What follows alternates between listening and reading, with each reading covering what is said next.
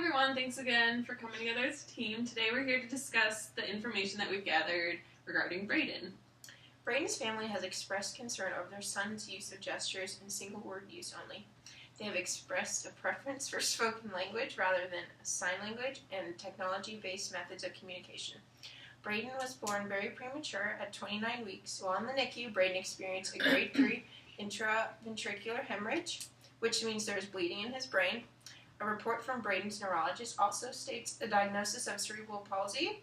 Brayden currently lives with both of his parents and 3 older siblings, and he will attend early childhood education when he turns 3. Brayden receives physical therapy and occupational therapy weekly, which focuses heavily on independent walking as a goal. Brayden also has decreased muscle strength and range of motion of his oral structures due to his diagnosis of cerebral palsy, and this makes it difficult for him to coordinate his muscles while he's eating and also while he is speaking. This also may present difficulties when he enters early childhood education, so he may not be able to communicate his wants and needs as effectively since he has difficulty coordinating these structures.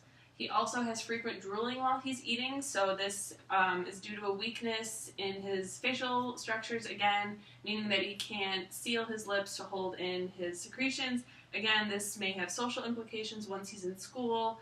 Brayden also experiences coughing while he's eating, so this is also, again, due to the lack of strength and range of motion in his facial structures, and also with the coordination of a safe swallow. So if these structures are weak or he doesn't have control over them, as a typically developing childhood, he might experience food or water entering his airway, and that also becomes a safety concern. When Brayden speaks, his voice often sounds breathy and low in volume. His voice also has a moderate nasal quality to it, so this is likely due to a weakness of his soft palate. He also has difficulty producing consonant sounds correctly, which definitely can contribute to his being hard to understand by other listeners.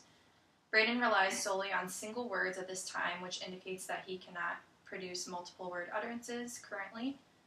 And at Brayden's age, he should be about 75% understandable to all listeners, whether they're familiar or unfamiliar.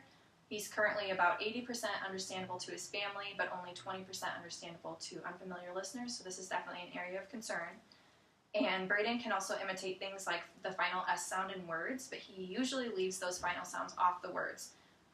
And the normal range of language development is wide, as we know and discuss, but for children Brayden's age, he should definitely have grown out of this at this time.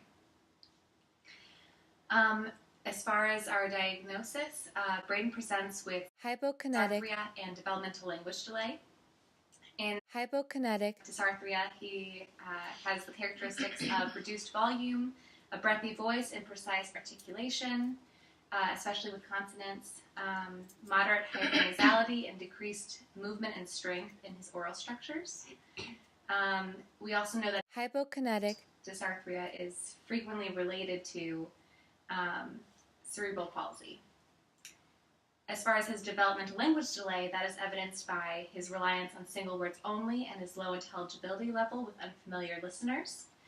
He is cooperative, attentive, and observant, and this will positively impact his prognosis and future therapy services.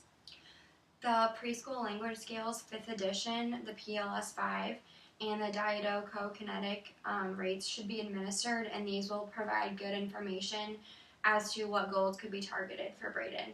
And speech-language therapy is recommended to provide speech training and also provide some AAC exploration and education for Brayden and his family. And referral is recommended to evaluate Brayden for dysphagia. And then lastly, when he continues going to see his physical therapist and his occupational therapist, he can continue to work towards his goal for independent walking. And thank you everyone for your time tonight. The information that we've gathered about Brayden. Brayden's family has... Oh my God!